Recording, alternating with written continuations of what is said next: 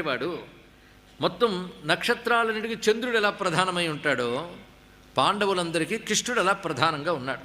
కృష్ణో హి మూలం పాండూనాం. ఈ శ్లోకం చాలా విశేషమైనది. ఈ మాట పాండవులకు మూలం కృష్ణుడే. అందుకే తస్మాత్ పర్ణాని శాకాచ్చ స్కంధం చౌసర్జ సూతజ కృష్ణం హి విద్ది పాండూనాం మూలం సర్వత్ర సర్వదా. అందుకు మేము అందరూ కర్ణుడి చెవిని ఇల్లు పెట్టుకుని పోరాం, ఆ కృష్ణుడి మీద ప్రయోగించమని చెప్పాం. అంతేకాదు ఆయన ఒక్కడిని కొట్టేస్తే భూమండలమంతా మా దుర్యోధనుడి వారిదే అయిపోతుంది అని కూడా వివరించాం. ఆ తర్వాత కూడాను ఈయన ప్రయోగించకూడదనేమో అనుకోలేదు. ఎంతమంది చెప్తే కర్ణుడు ఊరుకుంటాడా? ఆయనకు కూడా ఎంత వేగం జరుగుతుందని ఉన్నది కదా. కృష్ణార్జునులు వచ్చిన ప్రతిసారి ఎలాగైనా ప్రయోగిద్దాం అనుకుంటాట. కానీ వాళ్ళు ముందుకు వచ్చేటప్పటికల్లా అతడికి అది స్ఫురణకి రావడం లేదు. ఇది ఆలోచించవలసిన గొప్ప విషయం. ఎందువల్ల రావట్లేదు? సాతు బుద్ధి కృతాప్యేనం జాగృతి త్రిదశేశ్వరే అప్రమేయే హృషీకేశే యుద్ధకాలేప్యముహ్యత. అముహ్యత సరిగ్గా కృష్ణుని సమీపానికి వెళ్ళేటప్పటికల్లా కృష్ణ ప్రభావం చేత మోహం ఆవరించింది.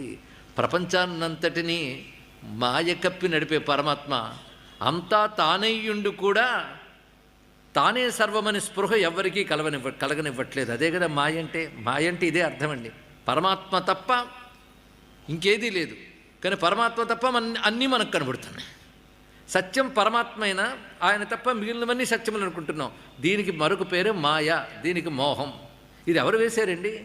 ఆయన ప్రకటించాడు. దైవీహేష గుణమయీ మమ మాయ అన్నాడు. ఇక్కడ ప్రపంచాన్ని మోహింపజేసేవాడు ఒక కర్ణుడిని మోహింపజేయడం ఉన్నది. కనుక తీరా దగ్గరికి వెళ్ళేటప్పటికల్లా అతనికి అది వెయ్యాలన్న ఆలోచన కూడా కలగట్లేదు. అలా మోహింపజేస్తున్నవాడు అక్కడ. అందుకే ఆయన జగన్మోహనుడైన. జగన్మోహనుడు అంటే మనం అనుకుంటాం జగత్తులో చాలా అందగాడు అని అర్థం. కాదని కాదు, కానీ అదే అవునని కాదు. జగన్మోహనుడు అంటే జగత్తుని మోహింపజేసేటువంటి భగవానుడు. ఆయన మోహమాయలోనే ఇది వెళుతుంది. ఆయన ఎవరిని అనుగ్రహించదలుచుకుంటే వాడిని మాత్రమే ఆ మాయ నుంచి దాటిస్తాడు.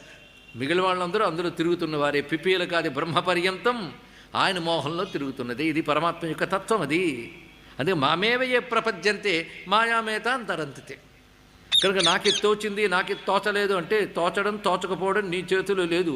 హృదయంలో ఉన్న ఒక ఆయన ఉన్నాడు. ఆయన ఎప్పుడు ఏది కావాలో స్ఫురింపజేస్తాడు. అది స్ఫురణయే భగవంతుడు. ఇది గుర్తుపెట్టుకోవాల్సిన మహావాక్యం. భగవద్ అనుగ్రహం స్ఫురణ లోపంలోనే మనకు లభిస్తుంది. ఆయన చెప్పలేదు సర్వస్య చాహం హృది సన్నివిష్టో మత్త స్మృతి జ్ఞానమపోహనంచ. అందరు హృదయంలో ఉండే నా వల్లనే జ్ఞాపకము మరపు కలుగుతున్నదన్నాడు కదా. అది భగవాన్ యొక్క మాయ. పైగా ఆ కృష్ణుడు ఎప్పటికప్పుడు కర్ణుని బారిని పడకుండా అర్జునుడిని కాపాడుకొస్తున్నాడు. ఇది జరుగుతున్నది.